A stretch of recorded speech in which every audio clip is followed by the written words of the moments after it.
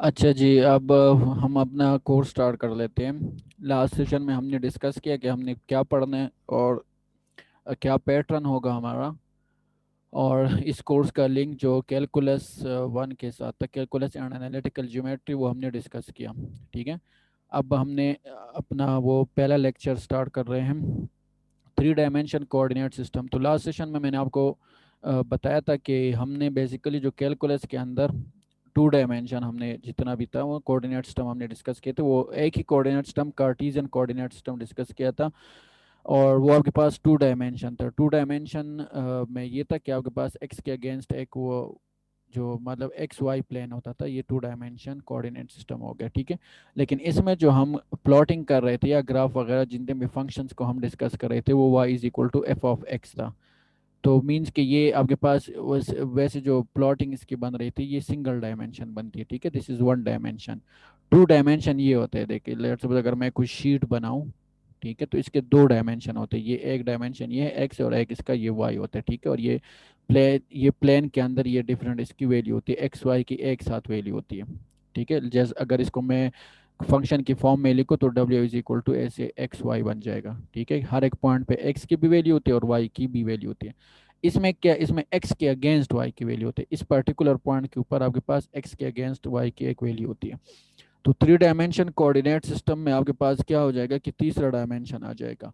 तो तीसरा डायमेंशन आपके पास नॉर्मली हम वैसे यहाँ पहले एक्स लिखते थे, टू डायमेंशन में ये एक्स होता था, ये आपके पास वाई होता था। अब ये आपके पास जो एक्स है, ज़रा मतलब इसमें एक्स को हम इस साइड पे इसलिए लिखते हैं कि वो जो तीसरा डायमेंशन जो हमारे पास कर्व्स है, जो प्लेन्स वगैरह है या थ्री डायमेंशन कोई भी ऑब्जेक्ट है, उस पॉइंट को ना स्पेस में ले जाते हैं। तो उस स्पेस में ले जाने के लिए उस जेड को हम ना ऐसे ऊपर लिखते हैं। फिर बाकी इसको आप इधर भी लिख सकते हैं, इनकी वैल्यूज मतलब वाई इधर भी लिख सकते हैं, इधर भी एक ही बात है। कोई भी पॉइंट आप रिप्रेजेंट करेंगे तो पहला उस पॉइंट में आपके पास जो वैल्यू होती है, लेट्स सपोज 2, 3, 1, तो इसमें ये जो पहली वैल्यू है ये एक्स की ही वैल्यू होती है। ठीक है। तो एक्स अगर आप इधर लिखे या इधर लिखे, इसका मतलब ये कि आप अब इस पर्टिकुलर केस में 2, 3, 1 का मतलब ये कि आप along two axis, along x axis two step move हुए हो। थ्री का मतलब क्या है कि आप अलोंग ये जो वाई है, ये वाई की वैल्यू हो जाएगी, ये एक्स हो गया, ये आपके पास वाई की वैल्यू हो गई। तो अलोंग वाई एक्सिस आप थ्री स्टेप्स ऐसे मूव हुए हो। ठीक हो। और z आपके पास अगर वन है तो वन का मतलब ये कि आप अलोंग जेड एक्सिस ये ऐसे एक स्टेप ऊपर मूव हुए हो। तो सबसे पहले ये टू स्टेप आप अलोंग एक्स एक्सिस मूव हुए हो, तो ये 1, 2 ये आ गए ये पॉइंट, और y3 तो ये आपके पास ऐसे एक पॉइंट बनेगा। देखना ये x से 2 और y से 3, तो ये पॉइंट बन गया। ठीक है। अब ये वन का मतलब, या इसको अगर मैं वैल्यू जरा बड़ी कर दूं, लेट्स सपोज आपके पास 5 है, तो 5 का मतलब है कि अलोंग जेड एक्सिस आप ऐसे 5 स्टेप मूव हुए हो। ठीक है। तो ये सारे जितने भी हम मेजरमेंट कर रहे हैं ये लेंथ में कर रहे हैं, ये 2 भी लेंथ है, 3 भी लेंथ है, तो इसको आप सेंटीमीटर ले, मीटर ले, वट एवर। तो 5 स्टेप आप अलोंग जेड एक्सिस मूव हुई हो, तो ये पॉइंट आपके पास ऐसे स्पेस में यहाँ बनेगा। ठीक है। ये एक्स एक्सिस आप 2 मूव हुए हो, वाई एक्सिस आपके पास 3 हो गए, और ये जेड आपके पास 5 हो गया। तो ये जो पॉइंट है ना, ये प्लेन से ऐसे ऊपर स्पेस में चला जाएगा 5। ये वो पॉइंट है जो इसको रिप्रेजेंट कर रहे हैं। तो ये थ्री डायमेंशन कोऑर्डिनेट सिस्टम। तो थ्री डायमेंशन कोऑर्डिनेट सिस्टम में ये तीसरा डायमेंशन आ जाता है, जेड आ जाता है, तो इसको हम फिर ऐसे रिप्रेजेंट करते हैं। सबसे पहले आपके पास थ्री डायमेंशन कोऑर्डिनेट सिस्टम में हम वही कार्टेशियन को ही डिस्कस करेंगे। कार्टेशियन कोऑर्डिनेट सिस्टम हमने टू डायमेंशन के लिए डिस्कस किया था कैलकुलस में। ठीक है, बार बार बता रहा हूँ, उसमें एक्स के against y, x y plane था। यहाँ आपके पास अब जेड हो गया। तो ये देखें ना, ये जेड वाला कंपोनेंट आ गया। तो कोई भी पॉइंट है आपने अगर इसमें रिप्रेजेंट करना है, तो आपके पास देखिए, अगर वो जिस तरह लास्ट उसमें मैंने स्लाइड में आपको दिखा दिया, ये एक्स है एक्स एक्सिस। ठीक है। और ये आपके पास वाई है, दिस इज वाई, और ये आपके पास क्या है, वो जेड है। ठीक है।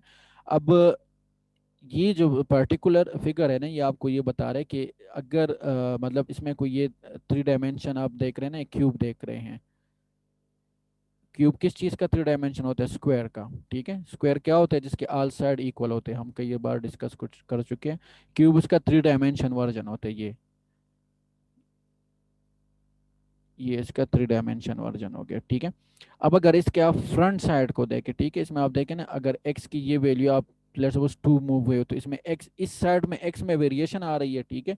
और आपके पास अगर इसी इसी पॉइंट को लेकर आप ऐसे इस पाथ के अलॉन्ग मूव होंगे तो ये देखें ना, एक्स तो कांस्टेंट ही रहेगा। लेट्स सपोज आप टू मूव हुए हो, ये टू पॉइंट हो गया एक्स का, और इसी पॉइंट पे ही आप आगे चलते हो तो किस चीज़ में वेरिएशन आ रही है, ये वाई वेरी हो रहा है, लेकिन एक्स कांस्टेंट होगा। ठीक है।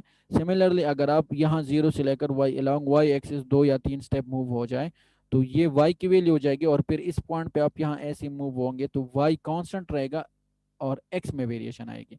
सिमिलरली अगर आप ये हाइट ले लें इसकी, इसी क्यूब की, जिस तरह ये वाली ये साइड आप ले लें या ये वाली साइड आप ले लें, तो इसमें आप z में वेरिएशन आएगी और y और x जो है ना वो कांस्टेंट रहेगा। तो इसमें ये बताया जा रहा है कि इस वाली पर्टिकुलर उसमें ये इस ऊपर वाले प्लेन में z कांस्टेंट रहता है, इसमें y कांस्टेंट रहता है, इस वाले सरफेस में जो है ना वो x कांस्टेंट रहता है। कोई भी पॉइंट होगा तो ये आप, मैं इसको अगर क्लियर कर दूं, ये पॉइंट है, let's suppose x comma y comma z, point आप देख रहे हैं ये स्पेस में है ना, तो इसको हम कैसे रिप्रेजेंट करेंगे, जिस तरह पिछली स्लाइड में मैंने आपको बता दिया कि लेट्स सपोज 2,3,5 है ना, या 2,3,5, चले ये कर लें। तो इसमें इसका मतलब ये नहीं, आप पहले अलोंग एक्स एक्सिस 2 मूव हुए तो ये 2 स्टेप हो गए, फिर अलोंग वाई एक्सिस आप 3 मूव हो गए, ये तो वहां से ये 3 पॉइंट इधर ले आओ, ठीक है, और ये 2 यहाँ से लो तो ये इनका इंटरसेक्शन पॉइंट बनेगा। ठीक है। अब ये 5 का मतलब ये कि ऊपर आप long Z axis 5 step move हुए तो ये 1 2 3 ऐसे 4 ऐसे 5, तो ये वाला पॉइंट बन गया। तो ये आप इस तरह इस एक्स वाई को जो पॉइंट है उस 3 से 2,3 से आप ऐसे 5 स्टेप ऊपर जाओगे तो ये स्पेस में एक पॉइंट बनेगा।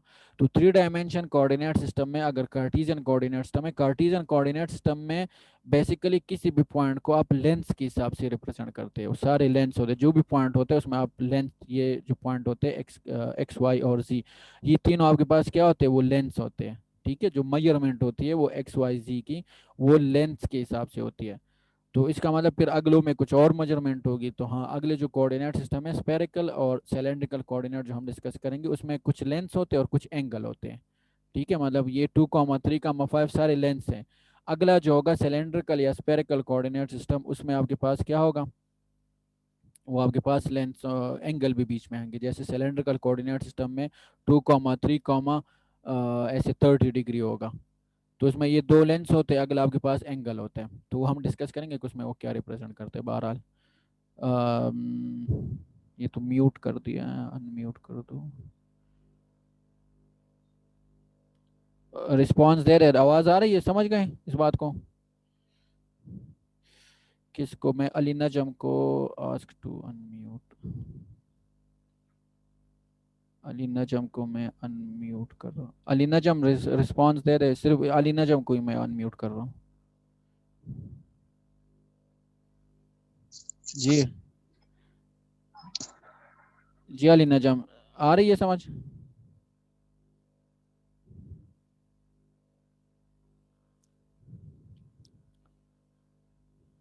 और कौन है? फातिमा। Yes sir. समझ आ रही है? जी सर। ठीक है, बस एक आध बंदा रिस्पॉन्स दिया करे कि मुझे पता लगे कि आवाज़ भी मेरी क्लियर है वगैरह वगैरह। तो कार्टेशियन कोऑर्डिनेट सिस्टम में हम ये जितनी भी मेजरमेंट्स हैं ना, ये लेंस के हिसाब से करते हैं। तो उसमें एक्स क्या है, जेड वाई क्या है और जेड क्या है वो आपको बता दिया है। अब ये इस फिगर में आपको क्या नज़र आ रहा है, इसमें अगर उसमें था ना कैलकुलस में हमने 2 डायमेंशन पढ़ा था, लेट्स अभी इससे पिछला भी, अब अगर दो पॉइंट्स के दरमियान हमने डिस्टेंस फाइंड करना हो, एक पॉइंट ये है और एक पॉइंट ये है, ठीक है, तो दो पॉइंट के दरमियान हम डिस्टेंस कैसे फाइंड कर देते हैं, हम ये वाला फाइनल पॉइंट जो था उसी इनिशियल पॉइंट जो है ना वो सब्ट्रैक्ट कर देते हैं। जी अली नजम पूछे।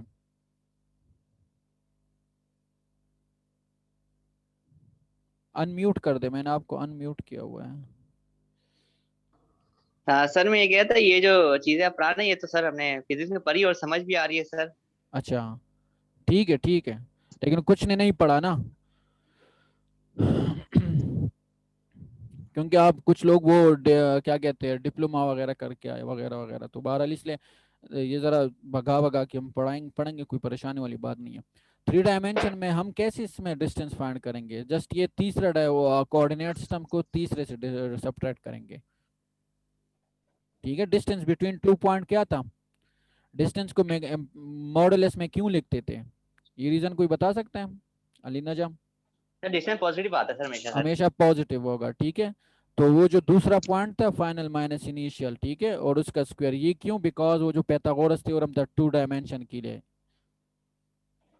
ठीक है। Yes sir. ये जो डिस्टेंस था वो आपके पास, वो इसका स्क्वायर और उनको सम करेंगे, ठीक है। This c square is equal to a square plus b square. तो इसमें अब ये तीसरा आ गया, तो तीसरा सिंपल Z2 माइनस Z1 हो जाएगा। समझ गए इस बात को? Final minus initial. Final minus initial, और उसका स्क्वायर लेके सबको सम करेंगे और फिर अंडर रूट लेंगे, तो हमारे पास स्पेस में डिस्टेंस आ जाएगा। इसमें और उसमें जस्ट ये फर्क है ओके, वहाँ एक्स वाई था, बार बार कह रहा हूँ, यहाँ तीसरा कंपोनेंट आ गया, जेड और Z1 और Z2 आ गया। वहाँ प्लेन में बात हो रही थी, आप स्पेस में बात होगी। ये दोनों पॉइंट जो है ना वो स्पेस में पड़े हुए हैं, ठीक है। ये दोनों पॉइंट क्या है? स्पेस में है। अब ये जैसे इसमें आपके पास ये पॉइंट 1 है और ये क्या है? पॉइंट 2 है।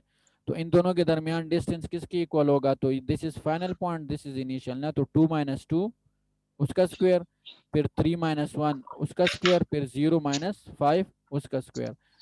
तो माइनस का भी स्क्वायर पॉजिटिव आता है, पॉजिटिव का भी पॉजिटिव, तो ये सारे नंबर पॉजिटिव हो गए। इनको ऐड अप करेंगे तो 45 आ जाएगा, इसका स्क्वायर रूट लेंगे तो 6.708 आ जाएगा। तो इन दोनों पॉइंट्स के दरमियान जो डिस्टेंस है वो आपके पास कितना है? 6.708। ये क्लियर हो गई बात? अब yes sir. Cartesian coordinate system में अगर आपके पास, वहाँ हमने क्या पढ़ा था? ये सर्कल पढ़ा था ना। सर्कल क्या है? वो 2 डायमेंशन है, ये था। और ये क्या नजर आ रहा है? ये स्पेयर है। स्पेयर क्या चीज होती है? What is spare?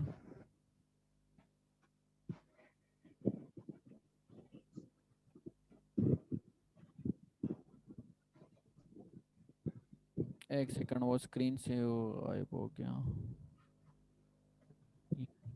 अच्छा जी, स्पेयर क्या होता है? बाल नहीं देगा कभी? ओ भाई, एक और। यस सर बाल देखा सर। हाँ, बस ये 3 डायमेंशन होते हैं ना। सर्कल का 3 डायमेंशन क्या होता है? स्पेयर होता है। आपने फुटबॉल देखा होगा या जिससे आप टेनिस बॉल वगैरह, वो स्पेयर ही होते हैं ना।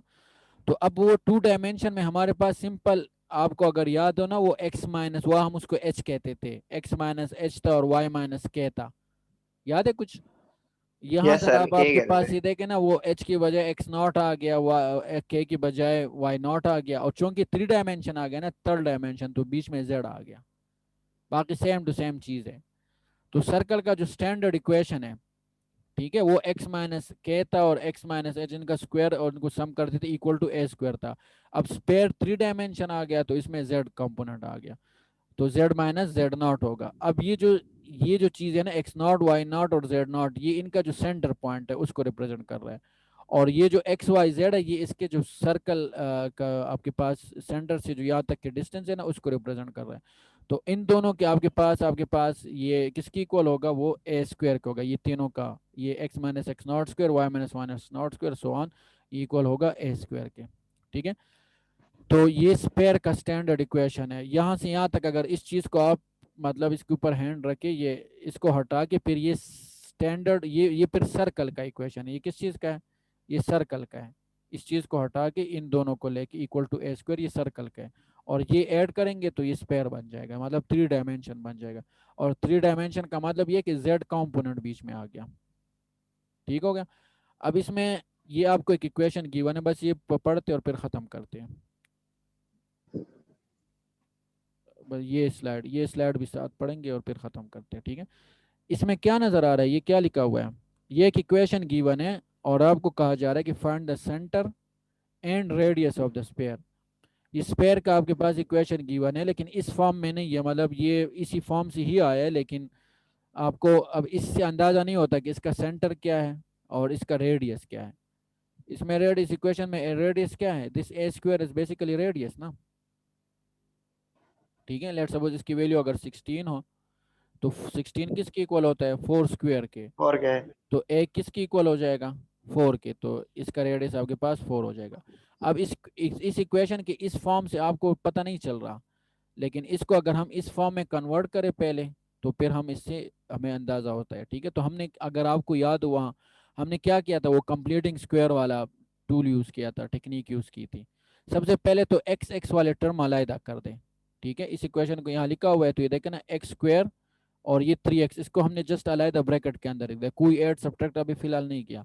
y के साथ कोई और टर्म है तो y नहीं है तो सिंपल y स्क्वायर को अलग लिख दिया, और ये जो z है ना इसको अलग लिख दिया। ठीक है, और जो कांस्टेंट है ना -1 तो वो इक्वेशन के इस साइड पे ले आया, वो -1 हो जाएगा। यहाँ तक क्लियर? क्लियर हो गई ना ये बात? क्या क्या इस स्टेप में हमने जस्ट जो x वाले टर्म है वो अलग कर दिए, y अलग कर दिया, z आपके पास अलग कर दिया, और इज इक्वल टू दिस -1, इसको इक्वलिटी के इस साइड पे ले आए। हो गई बात? क्या तक क्लियर?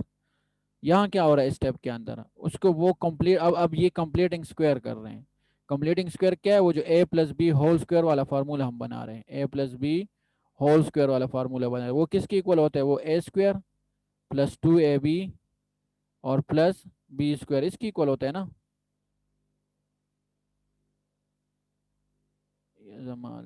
अच्छा ठीक है, तो अब इसमें देखे, इसमें आपके पास ये a स्क्वायर हो गया। ठीक है, ये बीच में ये जो 3x है ये बेसिकली वो 2ab है। अब इसमें ना हम क्या वो करें कि मतलब 2ab से 3x आ जाए, कौन सा टर्म इसमें ऐड सब्ट्रैक्ट करे वगैरह वगैरह कि आपके पास से 2ab आ जाए, और उसके ना स्क्वायर करेंगे तो वो बी स्क्वायर ये वाले सेटिस्फाई हो जाए। तो इसमें अगर हम 3/2 करेंगे होल स्क्वायर, ठीक है, तो बेसिकली जो b की वैल्यू है वो क्या हो जाएगी? वो 3/2। इसमें आप 2ab करेंगे ना, 2 के साथ कट जाएगा और ये आपके पास 3x बच जाएगा। ठीक है, तो इसका मतलब हमने क्या करना है, इसको कंप्लीट स्क्वायर करने के लिए 3/2 होल स्क्वायर ऐड करना है। तो अगर 3/2 होल स्क्वायर आप इक्वेशन के इस साइड पे ऐड करेंगे तो आपने वो इक्वेशन के दूसरे साइड पे भी वो करना है, तो इसलिए ये आप देख रहे हैं कि इक्वेशन के दूसरे साइड पे भी हमने ऐड कर लिया। ठीक है, और सिमिलरली ये वाई स्क्वायर, तो अब इसके साथ कुछ नहीं है, तो कुछ नहीं होने का मतलब क्या होता है? जीरो तो होता है ना, y-0 होल स्क्वायर लिख सकते हैं। तो इसका कंप्लीटिंग स्क्वायर करने के लिए y-0 होल स्क्वायर हो जाएगा। इसको कंप्लीटिंग स्क्वायर करने के लिए दिस इज a स्क्वायर, अब ये माइनस है तो ये a minus b whole square बन जाएगा। ठीक है, तो वो फिर यहाँ बीच में माइनस आ जाएगा, a square minus 2ab plus b square. तो इसको कंप्लीट स्क्वायर करने के लिए हमने हमने ये दरमियानी टर्म को देखना होता है कि आपके पास, इससे हमें अंदाजा होता है ना। तो ये 4 लाने के लिए हम इसको -4/2 का वो करेंगे तभी आपके पास आएगा, क्योंकि ये आप -4/2 के साथ ये z मल्टीप्लाई करेंगे। ठीक है, 2ab कर देना, तो 2 इंटू जेड इंटू दिस, तभी आपके पास ये 4z आ जाएगा। तो बाकी आपने इस साइड पे ये ऐड कर लिया तो इक्वेशन के दूसरी साइड पे भी वो फिर ऐड करना होगा। तो बहरहाल इसका ये a plus b whole square ये आ जाएगा, ये a minus b whole square ये आ गया। ठीक है, y-0 होल स्क्वायर ये वाई स्क्वायर ही आ जाता है, और ये टर्म आप खोल के यहाँ आ जाएगा। तो इसको अगर आप स्टैंडर्ड इक्वेशन के साथ वो कंपेयर कर ले तो x0 की वैल्यू क्या आ गई? वो 3/2, और y0 की वैल्यू क्या आ गई? वो 0 आ गई। ठीक है, और z0 की वैल्यू क्या आ गई? वो आपके पास इसमें देखें, z0 की वैल्यू आपके पास 2 आ जाती है।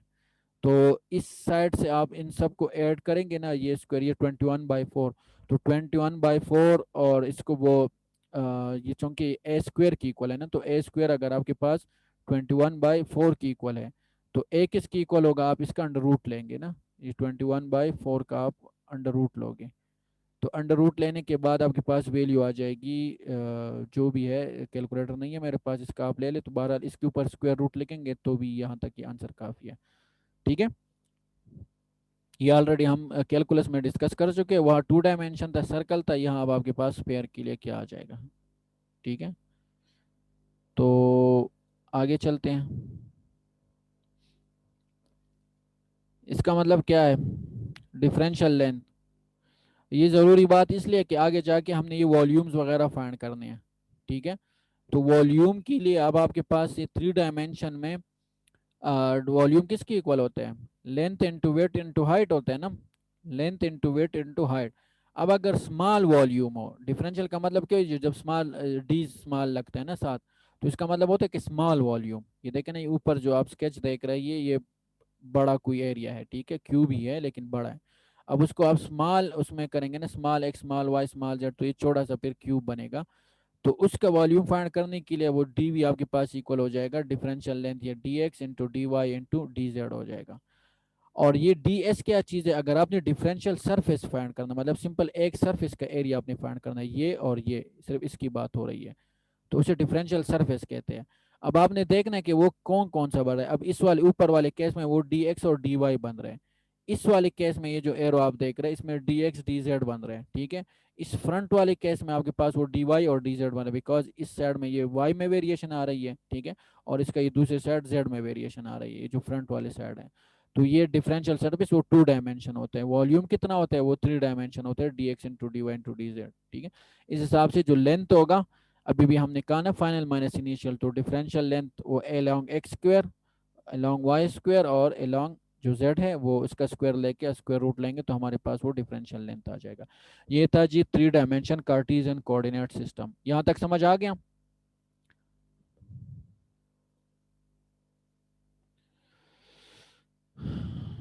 भाई अनम्यूट हो जाओ, कोई रिस्पॉन्स तो सारे सो गए हो, या तो वो बंदा बोलता रहता है या तुम लोग। अली नजम समझ गए?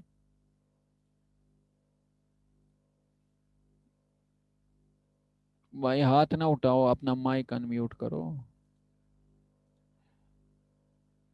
वी आर म्यूटेड सर, आपने म्यूट किया हुआ है जी सर, आ गया, चले इस मैसेज में ही लिखे। अच्छा मैंने म्यूट किया हुआ है, याद ही नहीं रहा, ये कैसे अनम्यूट होगा, कहाँ से होगा? Upon entry allow participant to unmute themselves, अब करे जी, अनम्यूट कर दिया मैंने। सर समझ आ गया सर। यस सर, आ गया आ गया सर समझ। अच्छा मैं समझा कि सारे सो सर गए। आपने म्यूट किया हुआ। अच्छा चले जी, ठीक है, यहाँ तक ठीक है। समझ आ गई, वैसे अच्छा ही था, जल्दी जल्दी मैंने बोल दिया तो समझ आ सर ये गई। जी जी, सर आसान था सर यस ये। सर। आसान है ना, इसलिए तो हम आसान, बस अगले में ये सिलेंड्रिकल कोऑर्डिनेट्स हम पढ़ेंगे, ये देखिए ना सिलेंड्रिकल कोऑर्डिनेट, जरा थोड़ा सा डर जाए, ये हम अगले में इंशाल्लाह पढ़ेंगे, परेशान नहीं होना। अब घर में अगर कोई सिलेंडर पड़ा हुआ है ना, ऐसी शेप होती है ना उसकी सिलेंडर की, बस ये वाला कोऑर्डिनेट सिस्टम हम पढ़ेंगे। इसमें ये एक्स वाई और जेड बना के ना कि इसमें एक्स क्या है वाई क्या है और ये लेंथ क्या है, बस ये हम अगले में पढ़ेंगे, ठीक है। परेशान नहीं ठीक है होना, सर। आना भी नहीं है ओके सर। ये हम ज्यादा घंटी नहीं तो है। नहीं लगानी सर इसको? जी। Thank you sir. चलिए जी, अपनी अटेंडेंस लगा ले जल्दी जल्दी और फिर चले। सर ये वीडियोस भी अपलोड होंगी एलएमएस पे? हाँ हाँ लाजमी होगी।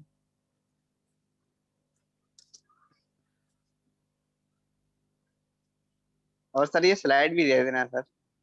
अभी परेशान नहीं करना मुझे, अभी पहला वीक है, कोई मैं शेयर कर दूंगा इनको पीडीएफ में कन्वर्ट करके ना, स्लाइड शेयर सर मैसेज पहले ही दे दे दूंगा। दिया गया ना स्लाइड्स। अच्छा ठीक है, चले अपनी प्रेजेंट जल्दी लगा ले कि फिर मैं सेशन एंड कर लूँ, थोड़ा थोड़ा पढ़ेंगे, परेशान नहीं होना।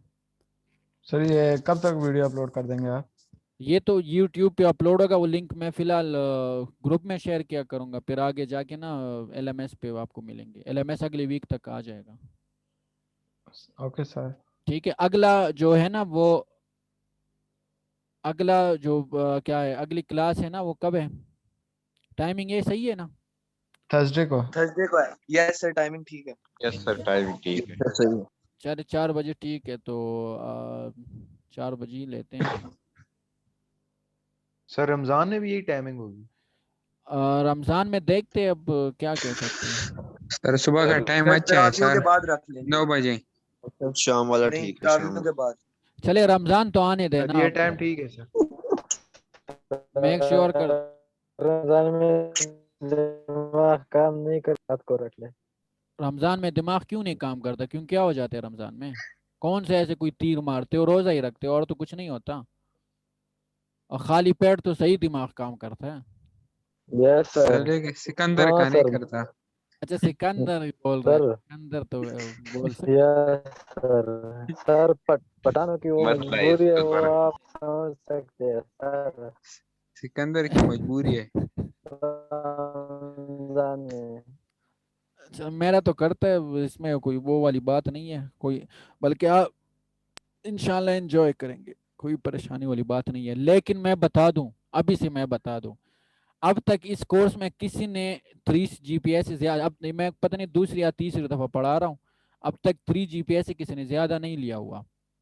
ये मतलब ऑनलाइन हो चाहे फिजिकल क्लासेस हो, 3 पे टॉप होता है। तो अब आप खुद अंदाज़ा लगाए कि ये रिकॉर्ड, अब ज़रा मैंने, आप लोग कोशिश करें कि इसको 3.3 पे पहुंचा लें, ठीक सर है। इसका मतलब 3 पे आप 4 जीबी देंगे? नहीं नहीं, जीपीए उतना ही मिलेगा जो आएगा, तो मतलब अब तक रिकॉर्ड यही रहा है ना, क्योंकि कोर्स आगे जाके काफ़ी ज़रा अच्छा खासा कोर्स हो जाते हैं, ठीक है। चलिए जी, अगले सेशन में फिर इंशाल्लाह बाकी डिस्कस करेंगे। और लिंक किसी ओके सर। लोगों के साथ ना शेयर किया करे, ये काम ना किया करे। कोई वैसे कोई लाइट सी बात कर दे मुझे परेशान, लेकिन अब वो कोई बंदा कोई गाली शाली दे के चला जाए तो मैं परेशान तो हूँगा ना, तो गुस्सा तो मुझे फिर आप लोगों पे आएगा।